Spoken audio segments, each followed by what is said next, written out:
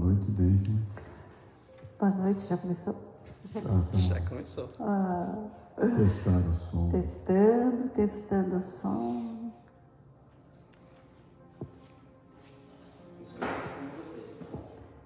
O pessoal já está acompanhando vocês, pode conversar com eles. Olá, boa noite a todos. Bem-vindos nesta quinta-feira aqui no nosso estudo. Hoje nós estamos aqui com o Edu, né, Edu? Boa noite. Que vai nos falar sobre Capítulo 3, os mensageiros. uma grande lição para todos nós, né? No centro de mensageiros, né? Capítulo 3. Que bom! Então a gente já está pedindo o retorno de vocês sobre a imagem, sobre o som. Se está bem, se está chegando bem na casa de vocês. Se vocês viram já o programa desta noite, né? É o que nós vamos estudar no ESE, na mediunidade, no Livro dos Espíritos. E vocês já leram, né, o capítulo 3 dos mensageiros? Exato. Tudo bem, Kira? Também ainda Já dá... está quase na hora, né? Já. 1 minuto. Ainda também, né? Nós queremos saber se todos gostaram do bacalhau, que ficamos muito felizes, agradecidos por todos, né? Uma alegria muito grande que foi gerada naquele domingo maravilhoso, coroado com o bacalhau, quando a gente pôde comê-lo, né? Maravilhoso.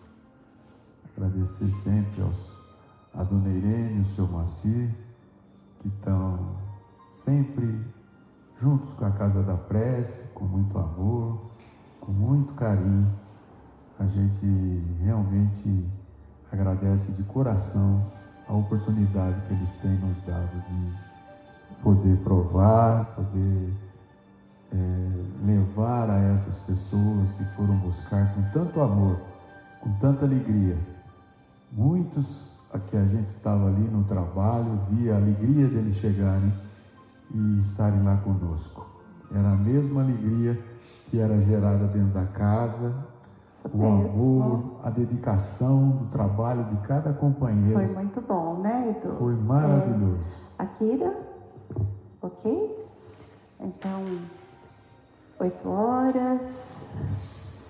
Então, neste momento, nós vamos convidando a todos a unir os seus corações aos nossos corações aqui da Casa da Prece, convidando-os para se projetarem até esta casa que nos recebe, que sintam o abraço dos amigos como sempre sentiram quando aqui chegaram, que sintam-se abraçados pelos mentores desta casa, deste estudo, e assim todos juntos, unidos num só coração, possamos ir em busca da Mãe Santíssima, agradecer-lhe, Senhora, a oportunidade bendita de estarmos juntos neste momento, e rogar-lhe, Senhora, que envolva todos nós no seu manto de luz, de paz e de amor,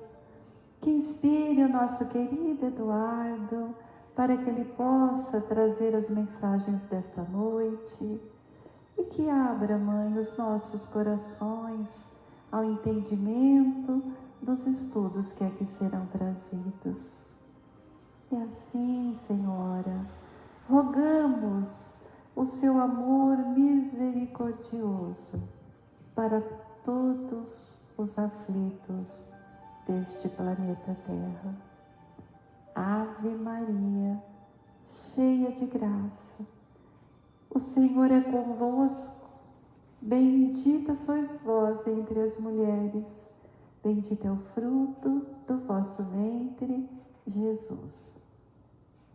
Santa Maria, Mãe de Jesus, rogai por nós os pecadores, agora e na hora de nossa morte. Amém. Que a sua luz, Senhora, se estenda a todos os lares que estão conosco neste momento. Que assim seja. Então, o programa desta noite, nós vamos estudar no Evangelho segundo o Espiritismo, o capítulo 3, Há muitas moradas na casa do Pai. E nos itens 13, 14 e 15, nós vamos ver os mundos de expiações e provas. Na parte da mediunidade, nós vamos ver no Livro dos Espíritos, no capítulo 2º, no livro 2º, capítulo 1º, que fala dos espíritos, dos diferentes ordens de espíritos.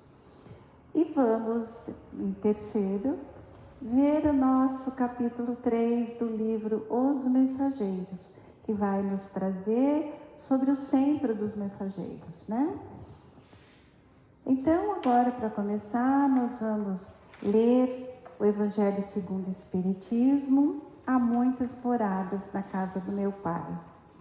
E aí João nos conta que naquela quinta-feira à noite, né, quando Jesus estava preparando todos os seus discípulos, porque ele ia partir, ele trouxe muitos ensinamentos que depois foram deixados para todos nós.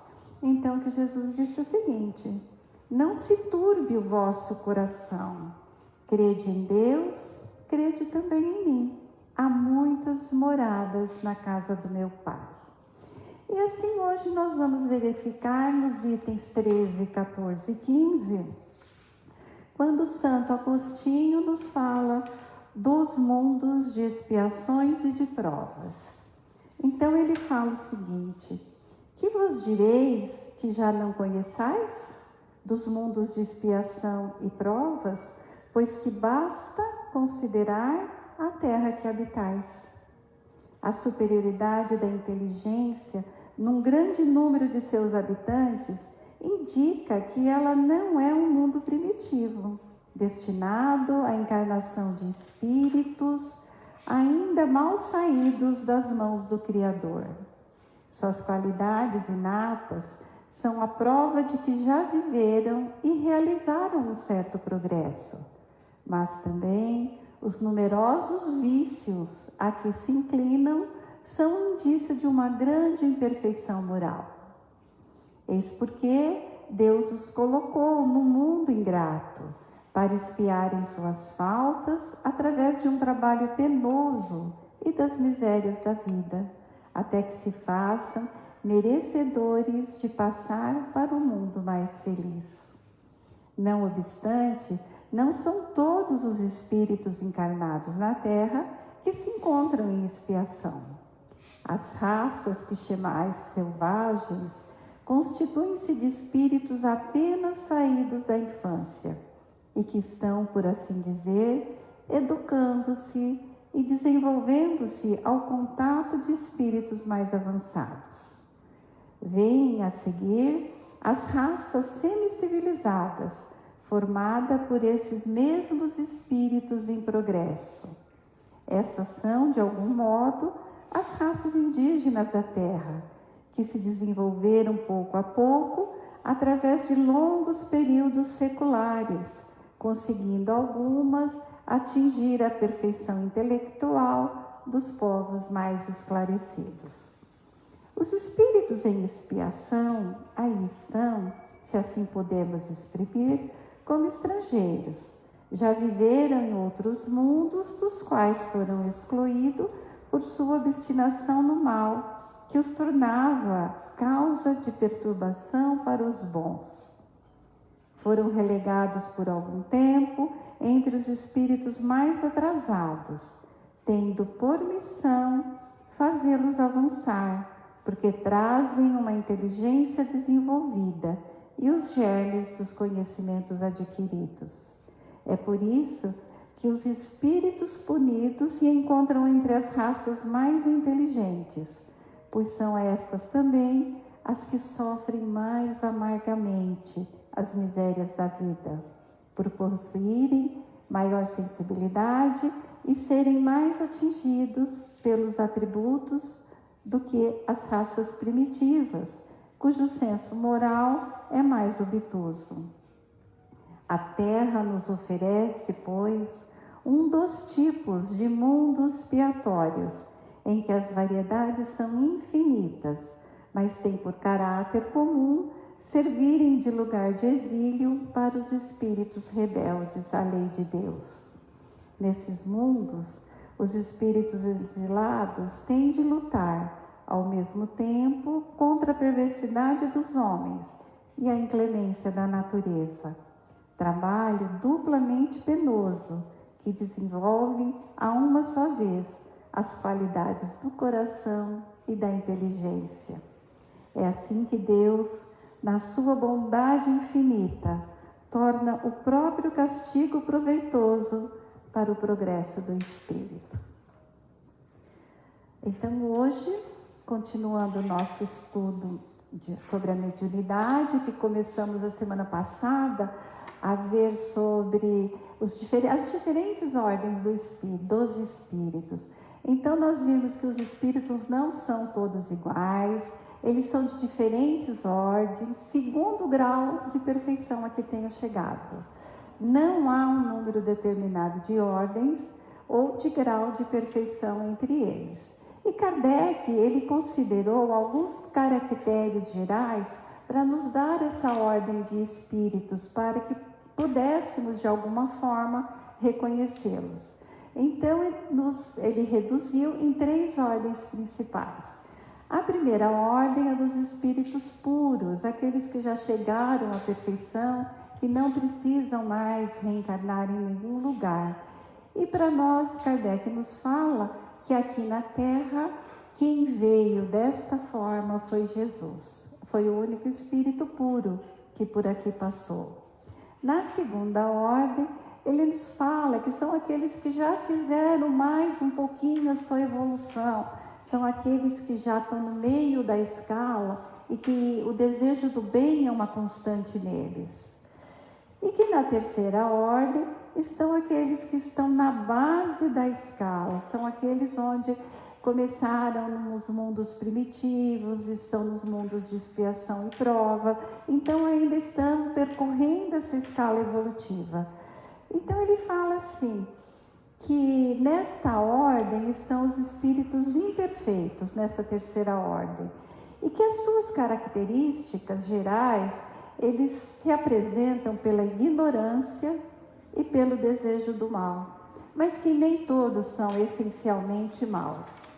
E aí ele nos fala que ele traz uma escala espírita para nos mostrar a classificação desses espíritos. Então, nessa escala, ele vai colocar o grau de adiantamento desses espíritos, o grau de desenvolvimento e o grau de inferioridade, para que a gente possa reconhecê-los conforme as características que ele vai nos trazer.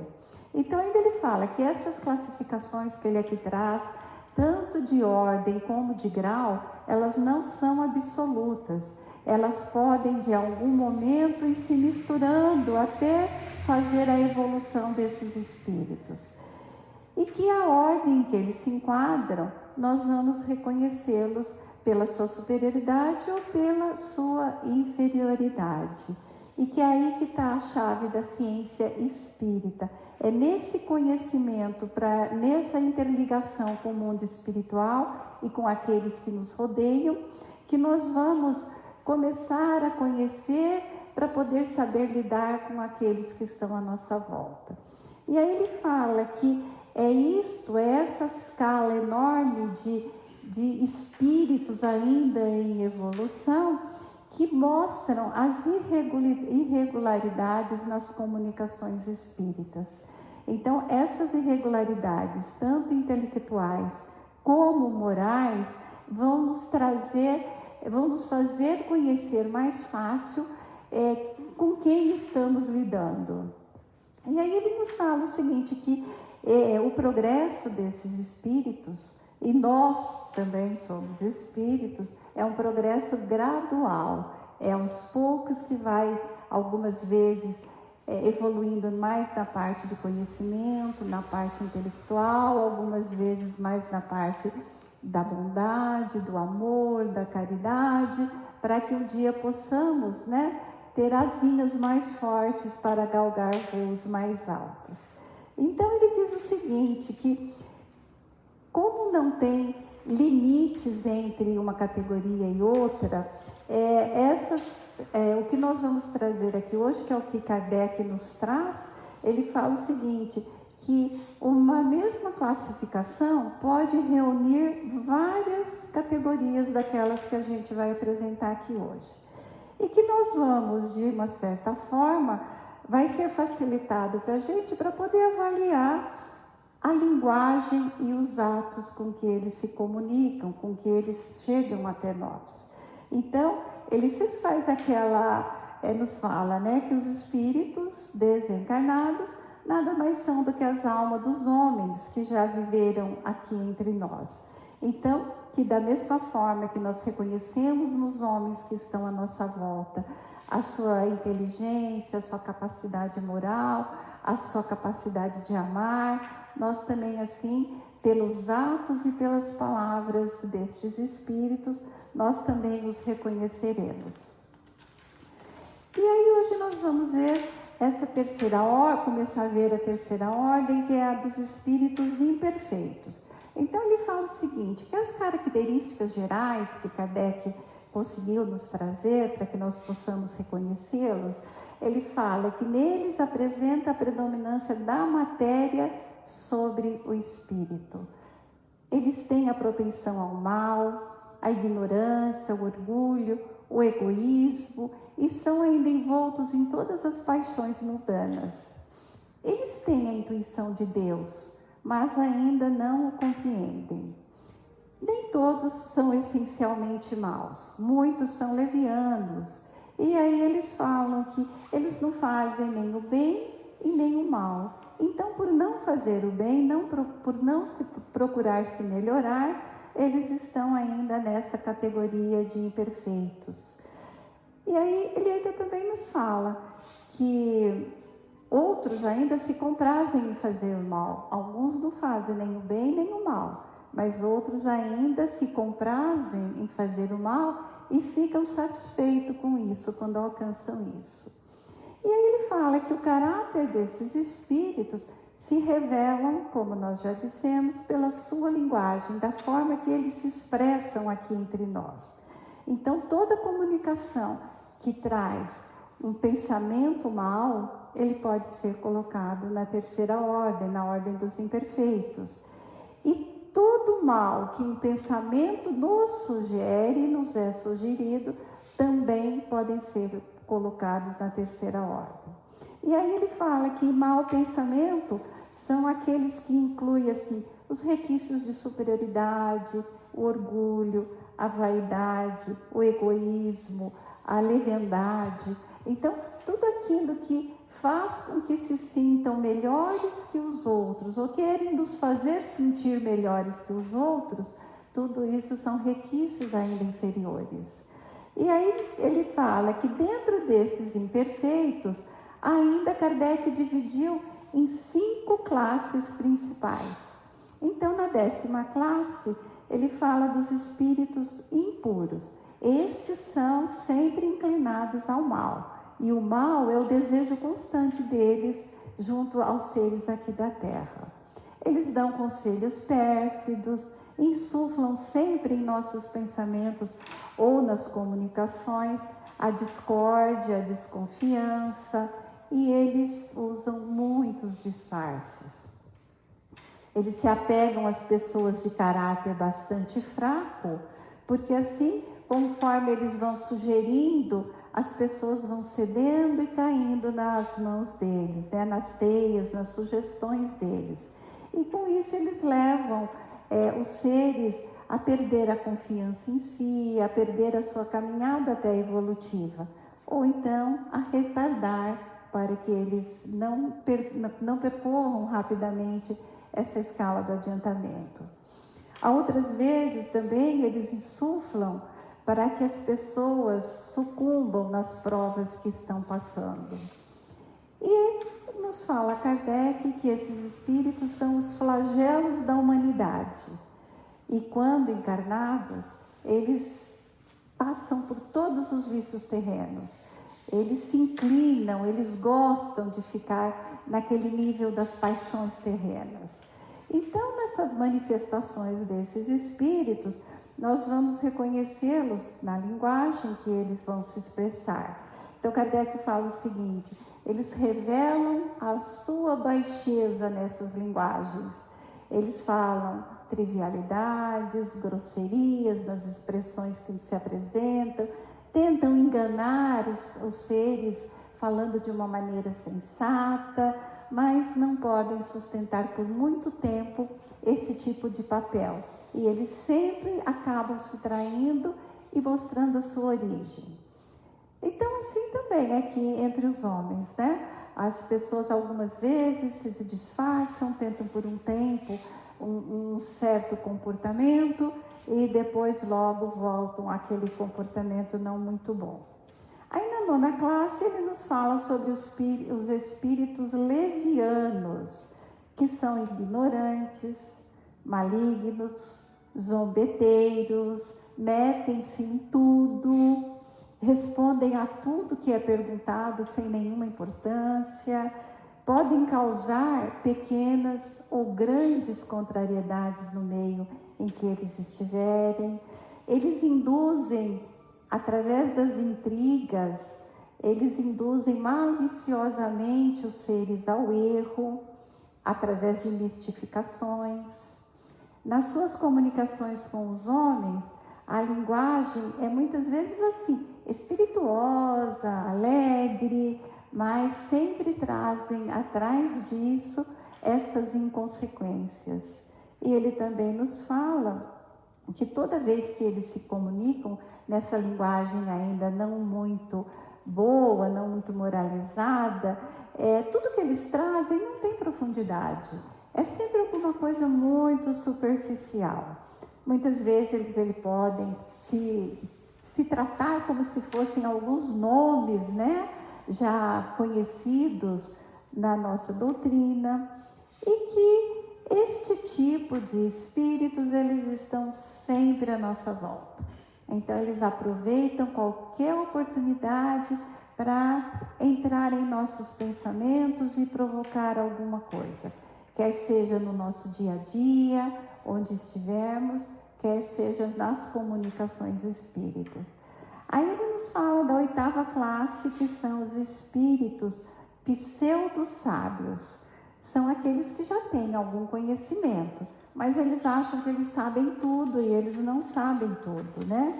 Eles julgam sempre saber mais do que realmente eles sabem. Então, eles já realizaram um pouco de evolução, de progresso, né, no conhecimento, mas ainda eles têm muito a aprender no amor. Então, Kardec nos traz que a sua linguagem, quando eles falam alguma coisa daquilo que eles acham que eles sabem muito, né, é uma linguagem séria e muitas vezes pode iludir aqueles com quem eles estão falando. Então, são cuidados muito grandes que tem que tomar com esses pseudo-sábios. Então, a linguagem dele, ele acaba misturando algumas verdades no meio, trazendo erros meio grosseiros juntos, e aí a gente vai percebendo por esta linguagem em que tipo de classe ou com que tipo de classe de espíritos que estamos lidando nessas comunicações. Aí na 7ª classe, e ainda ele nos fala o seguinte: esses pseudo-sábios impõem muitas vezes ideias falsas e que são os maiores obstáculos na prática da mediunidade. A 7ª classe são os espíritos neutros. São aqueles que não são nem bons nem maus, não são bastante maus para ficarem fazendo mal o tempo todo, mesmo que ainda não façam o bem. Tendem tanto para qualquer lado, que alguém pergunta, eles respondem, e não se elevam sobre a sua condição. Eles acabam ficando sempre nesta condição mais vulgar, quer seja pela moral ou pela inteligência. E que a única coisa deles é que eles se apegam muito às coisas aqui da Terra, deste mundo, né? Eles são muito saudosos aqui da Terra. Então, eles também, estão sempre ao nosso redor, como as outras duas classes. E aí vem a classe sexta, que são os espíritos batedores e perturbadores. Então ele fala o seguinte, que aqui eles não formam uma classe única, né? Eles podem reunir muitas classes dessas que Kardec nos traz aqui. Eles podem pertencer a qualquer ordem dessa terceira classe. Então eles falam que esses são aqueles que se manifestam por efeitos sensíveis e físicos, como golpes, movimentos, deslocamento de corpos sólidos, do ar. Então, esses também eles estão ainda muito próximo da matéria. E eles são os agentes principais das mudanças e de algumas ocorrências no nosso globo. E que os espíritos superiores se utilizam desses seres quando eles precisam provocar algum fenômeno da natureza. E assim Kardec nos faz uma recomendação geral para essa classe dos espíritos ainda imperfeitos.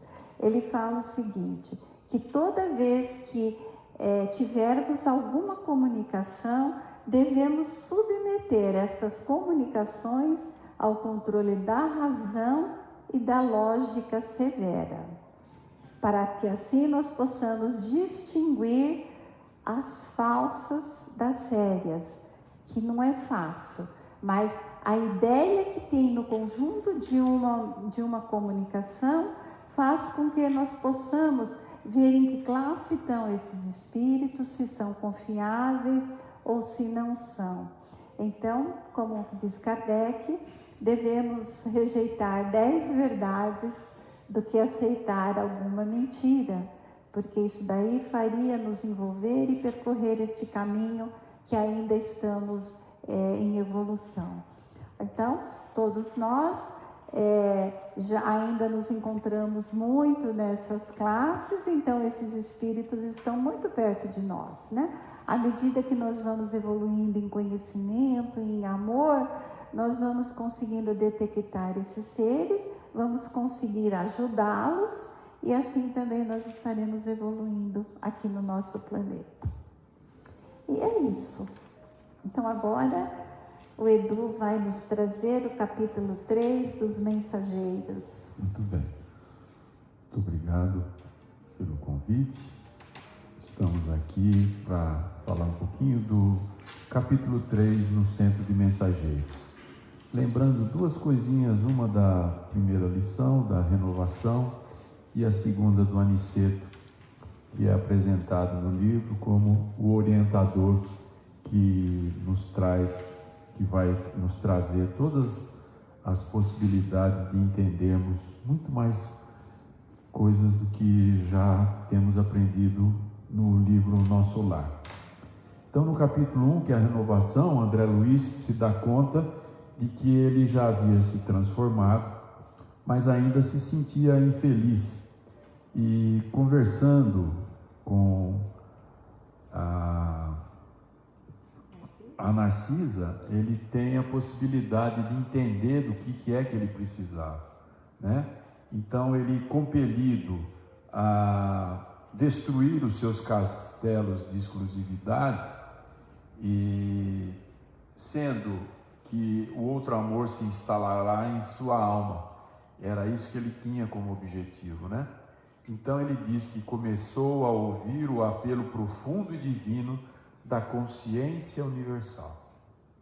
E ouvindo as orientações de Narcisa, vai à procura de novos voos, incentivado pela Narcisa, que todos já conhecem bem, tem sido uma companheira que tem ajudado muito André Luiz nessa fase de transformação, de reequilíbrio, e sempre incentivando a que ele caminhasse em direção ao alto. E no capítulo 2 é apresentado-nos o Aniceto, que o André Luiz o descreve assim: Aniceto aparentava a calma refletida do homem que chega à idade madura, sem fantasias da mocidade inexperiente. Então, é um grande grande mentor que nos vai dar a oportunidade de aprendermos muito, né? Como aprendemos no livro anterior, do nosso lar, e vai ser muito interessante as observações que o Aniceto vai nos passar durante este livro. E aí, no capítulo 3, que é o capítulo de hoje, no Centro dos Mensageiros, ele logo pela manhã, que já havia sido combinado ele estar lá no Centro dos Mensageiros para iniciar as tarefas, o aprendizado, o interrelacionamento com os companheiros que lá já estavam, porque o grupo do Aniceto é um grupo bastante profícuo no trabalho, de grande aprendizado, de grande dedicação. Então ele vai para lá para poder começar nessa tarefa nova. E após, logo cedo, quando acorda, a ouvir as ponderações, mais uma vez, da Narcisa, que o incentiva a esse trabalho, a essa nova aprendizado, ele caminhando em direção ao Centro de Mensageiros, acompanhado por Tobias, eles chegam e ele vê um majestoso prédio, né? Quem assistiu o filme Nosso Lar vê lá como as construções são bastante generosas, muito profícuas, muito bem aparelhadas para poder permitir com que as tarefas sejam realizadas. E ele, admirado daquela estrutura, o Tobias lhe coloca: você está achando isso tudo muito intenso, muito grande, muito bonito, mas aqui só está a parte administrativa do Centro dos Mensageiros, né, onde haveria. Então, já tudo aquilo era só uma fração do que realmente significa o Centro dos Mensageiros. E o Tobias ainda coloca: o centro é muito vasto nas atividades complexas, são desenhadas, mas nesta parte só temos a administração. O André pergunta se ali só acontecem os movimentos de transmissão de mensagens.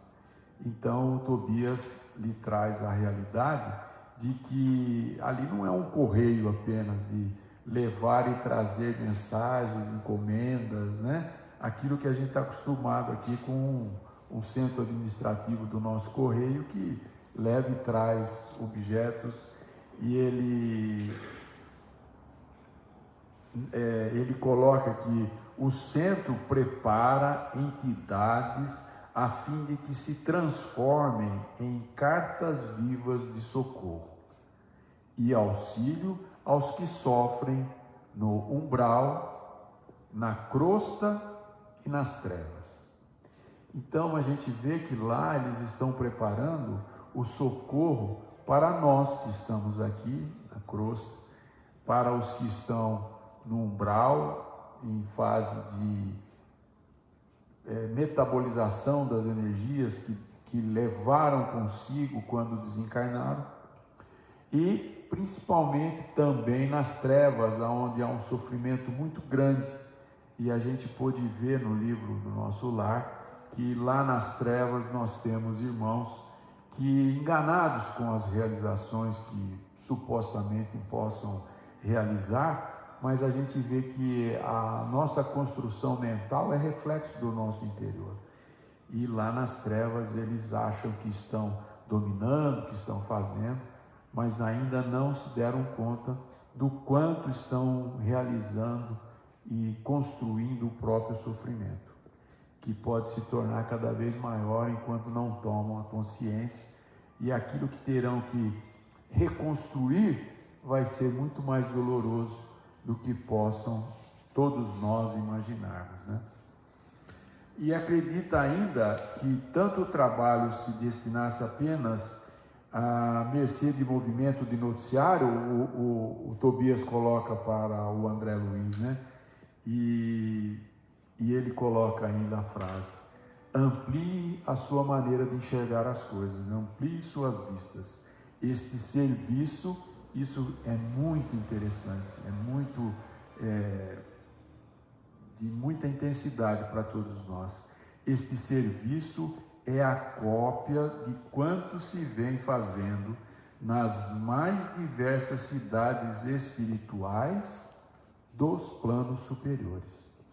Então, aquilo que o plano superior realiza lá nas suas cidades, em benefício também desses que estão aqui em nosso lar, em outros níveis, né, que não são da superioridade total, esse molde, aquilo que foi criado nessas estruturas, é o reflexo do que tem no nosso lar. Então, é como a gente fala que aqui é uma cópia do plano espiritual, lá eles têm uma cópia do plano espiritual maior, né?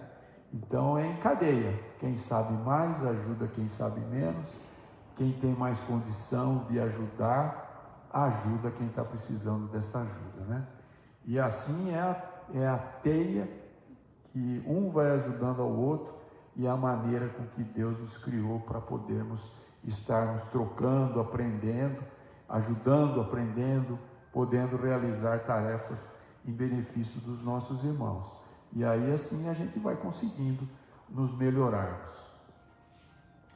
E ainda ele coloca que ali se preparam numerosos companheiros para a difusão de esperança, consolo e instruções e avisos de diversos setores da evolução planetária. Então, todo aquele trabalho, sempre preparando, podendo propiciar com que esses espíritos que estão participando, e como André Luiz vai agora iniciar a sua tarefa nesta possibilidade lá no Centro dos Mensageiros, poder aprender para poder levar aonde há necessidade de socorro. E aí o André Luiz, quando ouve isso de Tobias, diz: nossa, mas o que você está me dizendo? Então o trabalho no mundo no mundo de esclarecimento espiritual deve estar muito adiantado, porque como todos nós sabíamos, o André Luiz não tinha nenhuma informação em termos de espiritualidade, pouca informação, né? Poucas realizações, pouco relacionamento, e começa a andar aqui. Nesse caso, ele mais uma vez coloca de que ele, pelo que o Tobias estava colocando, nossa, a realização estava sendo maravilhosa. E aí o Tobias o traz mais uma vez para a realidade, dizendo que a preparação não é a realização propriamente dita. Então, saem dali milhares de mensageiros aptos para o serviço. Estão preparados, treinados, como vai acontecer durante essa preparação que o André Luiz começa a partir de agora. São muito raros os que realmente triunfam. Muitos fracassam totalmente. E é como na frase inicial, né? A preparação não é a realização. Então a gente às vezes se prepara, tenta fazer, mas a gente acaba se enrolando naquilo que a gente traz com mais intensidade no nosso íntimo, né? Os nossos enganos, as nossas dificuldades. E muitos, como a gente vai ver durante o livro, muitos fracassos. Quando os mensageiros se esquecem, e aí mais um ponto importante, quando a gente, como mensageiro, nós aqui, como as nossas tarefas de mediunidade, nos esquecemos de que o importante é ajudar ao próximo, a gente acaba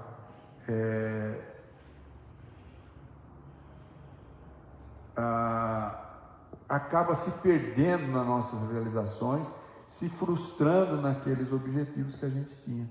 Porque o objetivo maior dessa preparação, como já falei algumas vezes aqui nesse momento, é a ajuda ao próximo. E quando a gente pensa em nós mesmos, caímos nas nossas malhas da incapacidade de deixar o egoísmo de lado, a vaidade, e pensarmos na nossa realização pessoal, a gente acaba se frustrando. como muitas vezes já observamos em nós mesmos, né? E ainda o Tobias coloca que quando a enxada não é usada, ela é uma ferramenta tão importante para o cultivo, mas que acaba só enferrujada, né? Fica lá destruída, jogada com ferrugem, perdendo o cabo, perdendo aquela colocação segura e vira uma ferramenta sem nenhuma realização benéfica. Se os médios não conseguem olhar além dos interesses próprios, fracassará totalmente. Se a gente, com a nossa mediunidade baseada nos ensinamentos do nosso Mestre Jesus, e não pensarmos que nós estamos realizando em benefício dos nossos irmãos, a gente acaba se frustrando, né? Todo trabalho construtivo tem as batalhas que lhe dizem respeito. Aqui nesse ponto ele está nos lembrando, e vai lembrar mais algumas coisas que ainda vou dizer, no sentido de que toda tarefa que a gente realiza, ela é cercada de dificuldades. E a gente precisa estar preparado para essas dificuldades, porque senão, nas primeiras intempéries da vida, nas primeiras dificuldades que nos aparecem, a gente vai querer abandonar aquilo que tinha sido proposto pelos nossos compromissos no plano espiritual, né? E aí ele coloca assim: são muito escassos os servidores que toleram as dificuldades e os reveses das linhas de frente. Então, na guerra, como a gente vê nos filmes, né? Hoje nos filmes, no passado estávamos lá, os que primeiro morriam, os que estavam na linha de frente, né? Então, a dificuldade, a coisa de você estar ali trabalhando diante dos nossos companheiros, a gente começa a receber as dificuldades que principalmente estão no nosso íntimo, né? Mais uma vez, no nosso orgulho, na nossa vaidade, que às vezes não consegue ter a importância que acha que deveria ter, sendo que a importância sempre são os nossos irmãos. E ainda ele coloca assim, que a esmagadora percentagem permanece à distância do fogo forte. Trabalhadores sem conta recuam quando a tarefa abre oportunidades mais valiosas. Então, quando a gente está na linha de frente, o fogo começa, né? Você está na boca do forno ali, assando aquele pão maravilhoso. Mas se a gente não tiver tranquilidade, não tiver preparado para suportar aquela caloria que vem de encontro a gente vai falar: não, mas isso aqui é muito difícil, prefiro ficar lá só passando um paninho no chão. Aí não sai pão, né? Vai ficar só bonitinho, limpinho a cozinha, mas não sai pão, né? Então, a dificuldade que a gente precisa enfrentar nessas situações. E ainda ele coloca que o Tobias, né? A genuflexão, ou seja, só ajoelharmos para pedir, não soluciona questões fundamentais do espírito. O Senhor concederá suas bênçãos, no entanto, é imprescindível considerar a manutenção e limpeza do vaso para recolhê-las. Então, a ajuda do plano espiritual, a ajuda de Deus, a ajuda dos benfeitores, a gente sempre as tem, mas nós precisamos realizar a nossa parte, porque senão a gente não vai chegar a nada por si só, né? Só vai ficar dependendo sempre dos nossos maiores. E não são, e ele ainda, o Tobias coloca, não são preparados apenas portalistas, mas cartas vivas de Jesus para a humanidade encarnada. Então aqui ele está dizendo que toda aquela preparação que é dada a esses participantes desse estudo, que está sendo iniciado pelo André Luiz, é para levar a mensagem do Mestre de viva voz, né? De vivo trabalho, de viva luta, para poder estar socorrendo, né? Como a gente tem aprendido aqui na casa, nas oportunidades das tarefas que a gente participa. E a gente vê como vimos no domingo, aquela realização maravilhosa de todos os irmãos trabalhando com afinco, com vontade, com dedicação. E aí no final de tudo a gente vê a felicidade estampada nos olhos de todos eles, de todos nós, né, que estávamos lá e daqueles que foram lá receber buscar o alimento.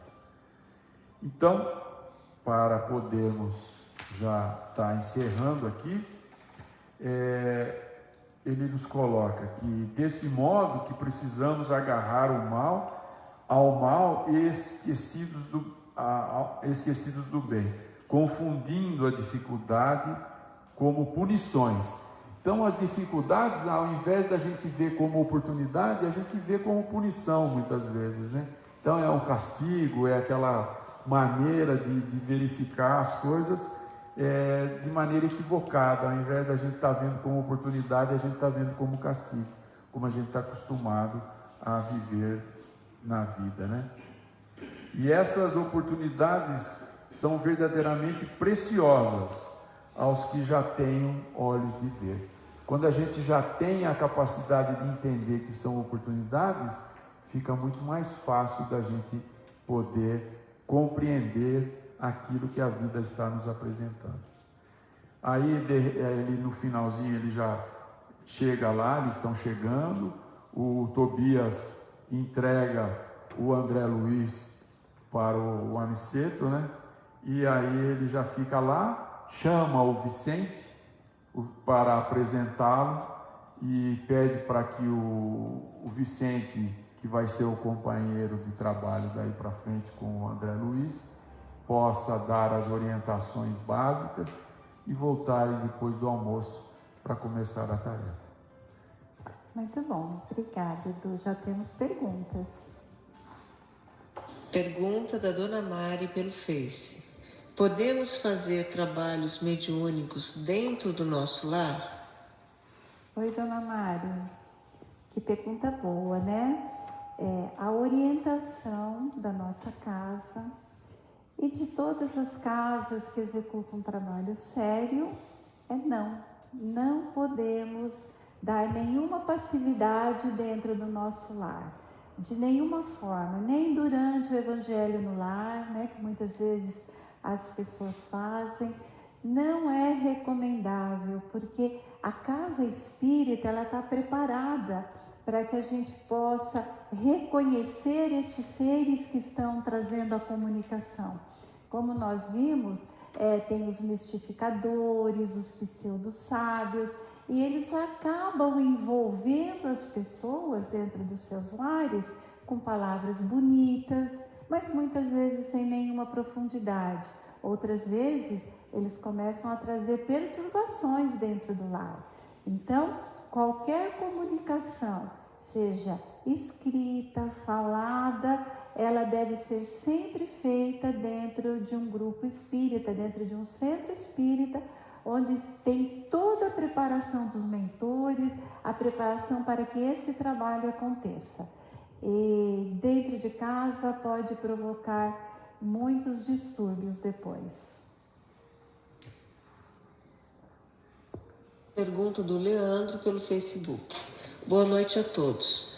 Todo mal que nos fazem, tanto os desencarnados ou encarnados, é porque permitimos ou às vezes não? Olha, Leandro, tem algumas coisas, né, que a gente precisa passar para aprender. Então, algumas coisas que a gente pensa que é o mal, eles vêm para nos alertar, para nos fazer ver de forma diferente essas coisas, para que ela possa se transformar em bem. Outro dia, né, eu li num livro dizendo que os nossos obsessores, né, que a gente acha que é quem nos provoca, quem faz, né, o mal à nossa volta, a nós mesmos, eles não são inimigos, não. Eles têm que ser considerados amigos, porque eles nos ajudam a abrir os nossos olhos para aquilo que a gente ainda não tem de bom. Então, quando a gente começar a enxergar este mal que nos chega de uma forma diferente, ou como alguma coisa que nós reconhecemos que realmente precisamos mudar, ele é muito bom, porque ele nos vem mostrar o que está acontecendo conosco. Então, algumas coisas devemos passar em função de um nosso passado que devemos corrigir agora. E outras coisas é para que nós possamos nos fortalecer e enxergar as coisas. Que o dia que a gente tiver um entendimento maior no coração, a gente não vai sentir tanto este mal quando vem de alguém para nós, né? A gente vai sentir sim o dos obsessores que estão nos alertando para alguma coisa, mas aqueles que estão provocando a nossa volta, nós já vamos ter um entendimento melhor em relação ao que o outro está passando, ou em relação àquilo que ainda estamos entendendo de forma diferente e precisamos mudar nosso olhar.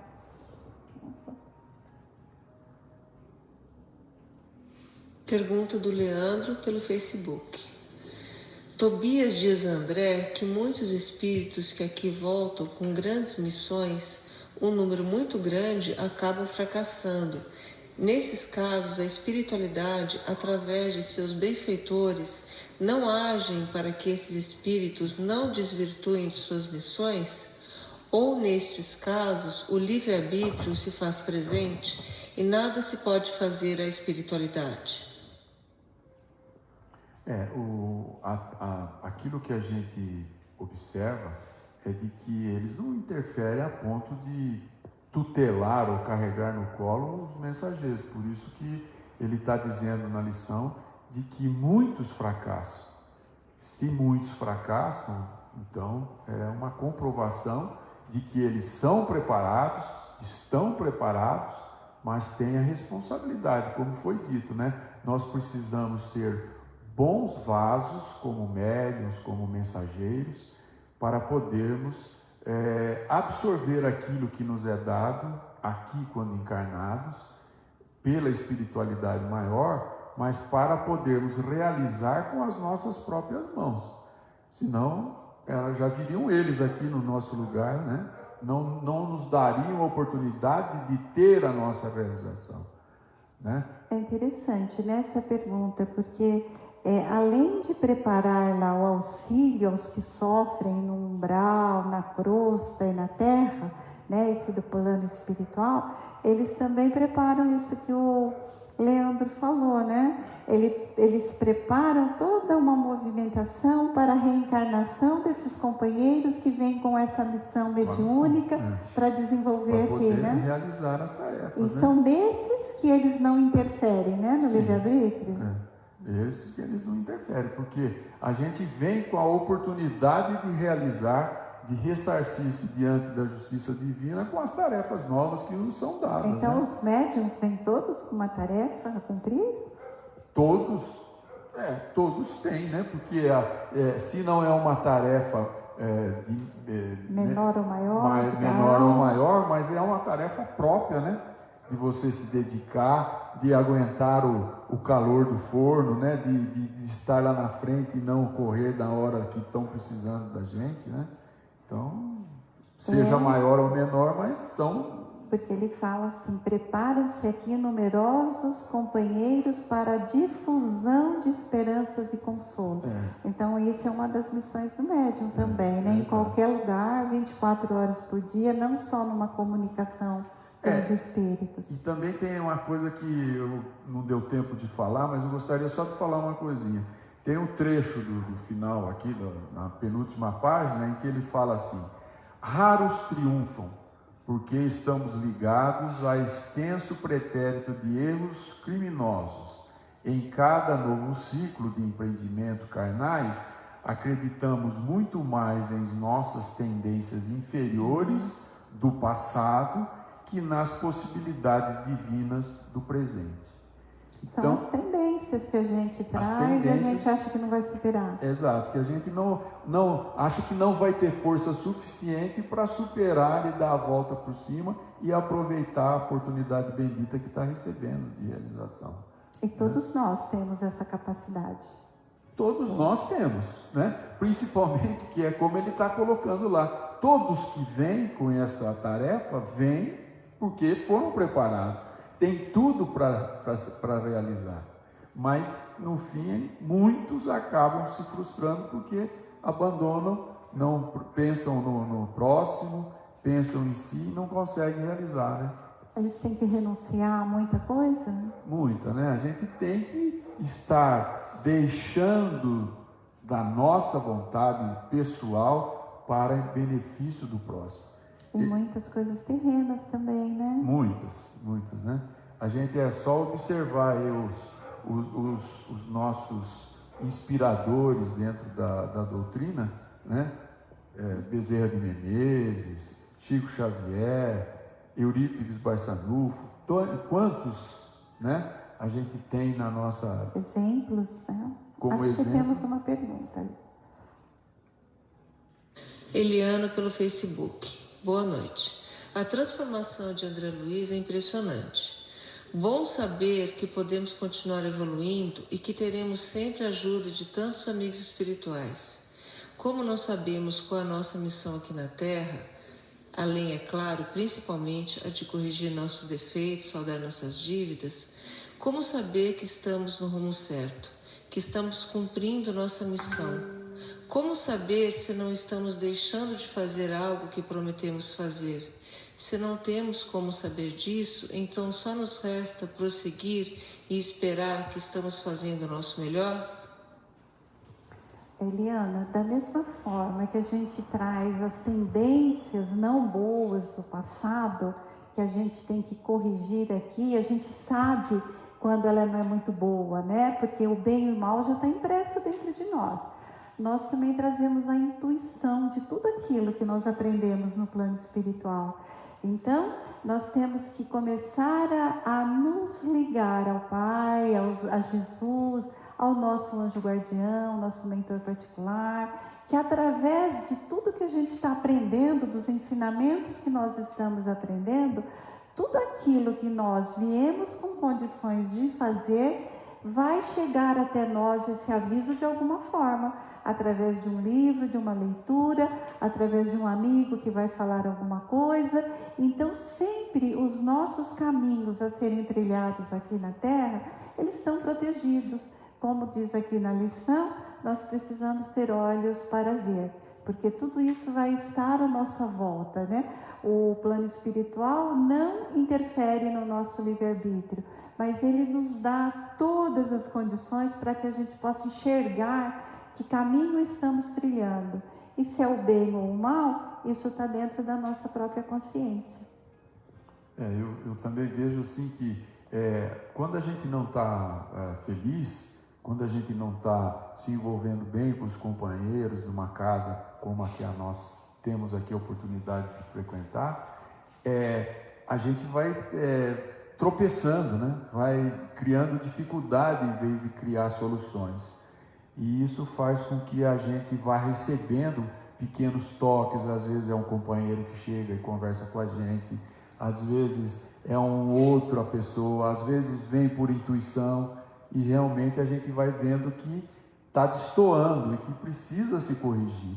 E quando a gente faz uma nova correção de rumo, a gente vê que há uma diferença do momento em que você não estava realizando de maneira adequada para um momento que você passa a corrigir o seu caminho e poder caminhar com maior tranquilidade, né? E toda vez que se perceber alguma coisa, nós temos, acho que a maior de todas as armas é a prece, né? A gente se recolhe, faz uma prece e tenta ouvir, converse com Deus e tente ouvir o que Ele nos traz, que caminho Ele nos indica daquele momento para frente, né? Exato.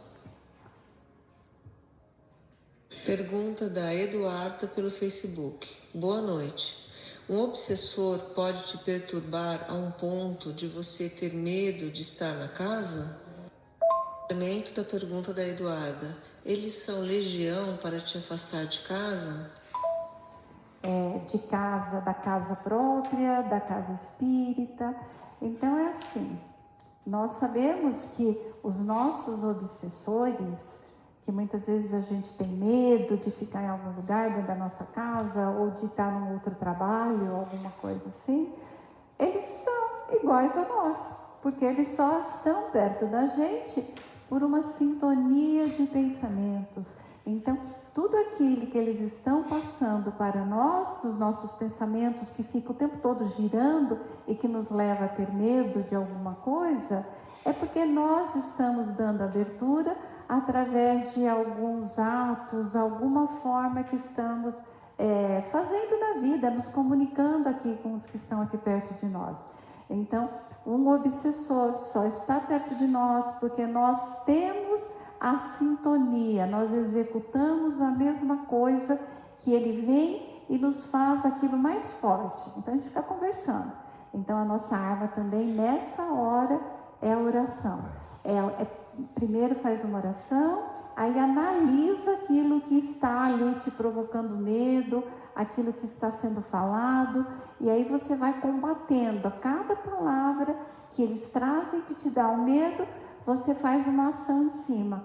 É uma oração, é dizer que não é aquilo, pedir para os mentores afastá-lo, começar a estudar bastante, os livros de Kardec para tentar entender aquele momento e como pode sair sozinha ou dentro de uma casa espírita, tá bom? O sozinha que eu falo assim, é se instruindo e tentando analisar aquilo que está acontecendo com a pessoa para que ela mude o comportamento, mude o modo de pensar.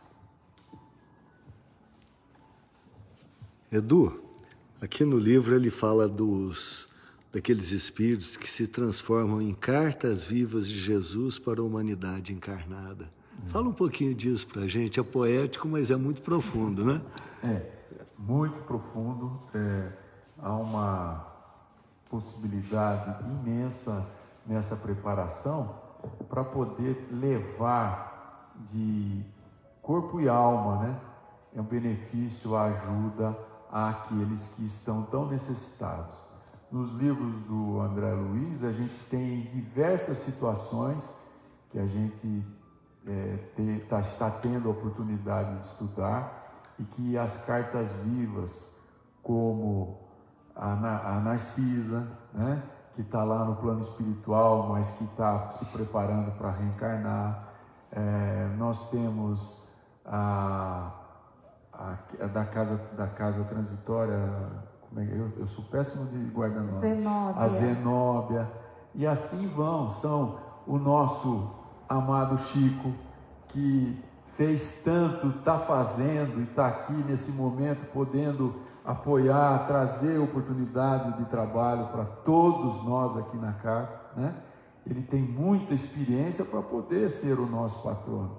Não é o patrono só porque isso ou por aquilo, é porque ele sabe que ele pode dar a cada um de nós a oportunidade para nós realizarmos. Essas são cartas vivas, Bezerra de Menezes, que deixou uma imensidão de oportunidades de aprendizado. Como nós podemos ser? Cartas vivas?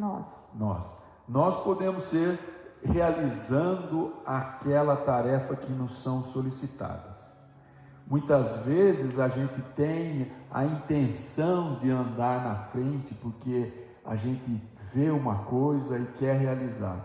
É como quando você começa tarefas na casa espírita, você acha aquilo, acha o outro, e quando você se recolhe, observa aquilo que é solicitado a você, aquilo é a tarefa que você pode realizar e tem condição de realizar de maneira melhor possível. Então a espiritualidade vai nos mostrando o caminho que a gente pode transitar, As realizações que a gente pode fazer.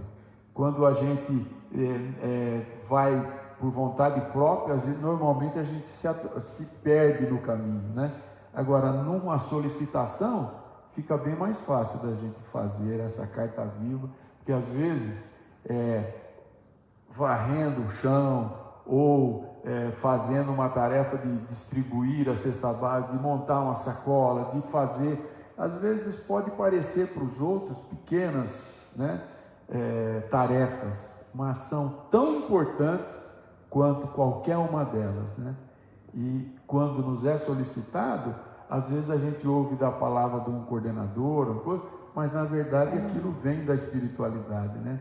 E a gente precisa ter, às vezes, humildade para realizar, né? E eu estava até conversando com a Cris, né, na hora que nós descemos hoje, que Paulo dizia que para a gente ser essas cartas vivas, a gente tem que ter espaço dentro de nós para que a gente possa aprender o amor. E esse espaço a gente só consegue a hora que a gente tira o orgulho de fazer qualquer serviço, a vaidade de ser melhor que os outros, esse eu não preciso. Ficar com a pena de pavão, né? Então agora eu lembrei assim, dessa carta viva que você se transforma na hora que você começa esta modificação interior, né, Edu? Realizando aquilo que aquelas tendências nossas ainda segura a gente, mas deixando um espaço para que o amor aflore, né? É verdade. Tá aqui, né? Pelo Facebook. Mesmo encarnados, podemos ser obsessor através do negativismo? Olha, nós somos espíritos, então a gente pode sim. Tanto nós podemos ser obsessor de encarnado para encarnado, que muitas vezes também nós vamos ser obsessor para algum desencarnado. Então a obsessão ela acontece assim mesmo, viu, Leandro? De desencarnado para encarnado, de encarnado para encarnado. Muitas vezes a gente vê mãe com filho, marido com mulher, né? E também podemos ser de encarnado para algum desencarnado, né? Esses que estão à nossa volta são tratados. E aí a gente volta de novo a obsediar e ele tem que voltar, né? E ficar aqui perto da gente. Então pode sim. Tá bom? Edu, então as suas considerações finais. As considerações finais são no sentido de que a gente vai sempre receber a preparação, vai nos ser dado tudo o que é necessário para podermos realizar a transformação íntima que temos necessidade, tarefas nos serão dadas, estudo nos são fornecido, a espiritualidade maior está sempre protegendo. A gente tem ouvido muito nas nossas reuniões o quanto eles estão sempre preocupados com os mínimos detalhes para que a gente possa ter as nossas realizações concretizadas. A ajuda ao próximo, o abandono do egoísmo, o abandono do orgulho, da vaidade, são tarefas que todos nós podemos, com muita luta, deixar de lado. E isso vai fazer com que a gente chegue no plano espiritual, muito poucas vezes como completista, uma coisa realizada, mas a gente vai chegar satisfeito porque a gente fez e lutou o bom combate. A gente lutou dentro daquilo que a vida nos apresentou, as possibilidades para a gente se transformar. E elas aparecem todos os dias. Depende de ter olhos de ver. Obrigada, Edu, muito bom. Então agora mais uma vez, nós queremos agradecer todos aqueles que fizeram o nosso almoço ser o sucesso que foi, né? Vendemos todos os convites. Então queremos agradecer primeiramente Dona Irene, seu Moacir, que com tanto amor fez este bacalhau delicioso que chegou a tantos lares que cooperaram conosco. Agradecer também a todas as pessoas que participaram, né, deste evento e rogando a Jesus que abençoe todos esses corações amigos, afetuosos, que caminham conosco, né, aqui nesse planeta. Então, assim, agora, vamos mais uma vez unir os nossos corações, trazendo todo o amor que pudermos neste momento dedicar ao nosso próximo.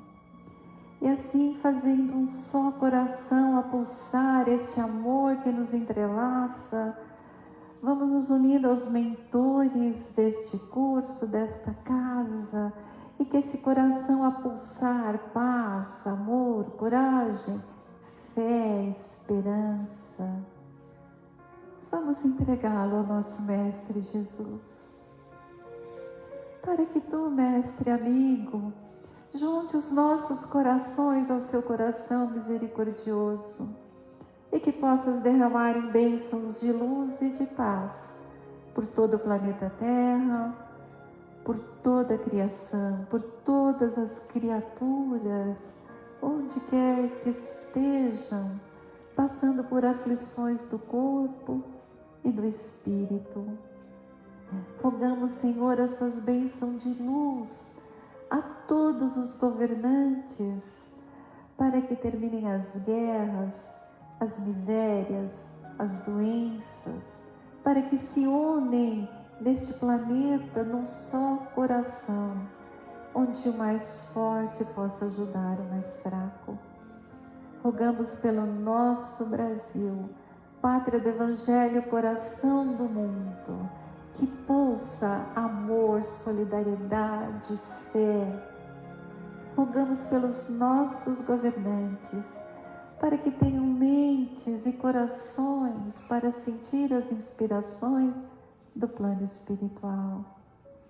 Rogamos por todos os brasileiros, por esta casa que nos acolhe, por todos aqueles seres que passam por aflições e que têm os seus nomes nos nossos pedidos de oração, para que o lenitivo do seu amor, Senhor, possa chegar a cada um em forma de esperança, de consolo e de conforto.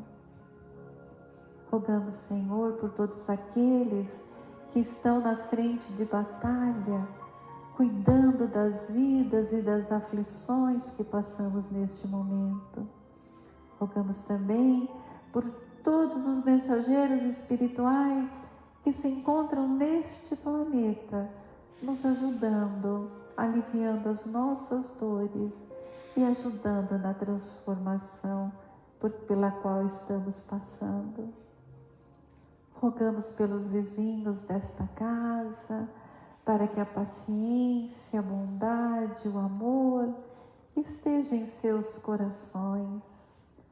Rogamos, Senhor, pelos nossos lares, pelos nossos familiares, por aqueles que preocupam os nossos corações.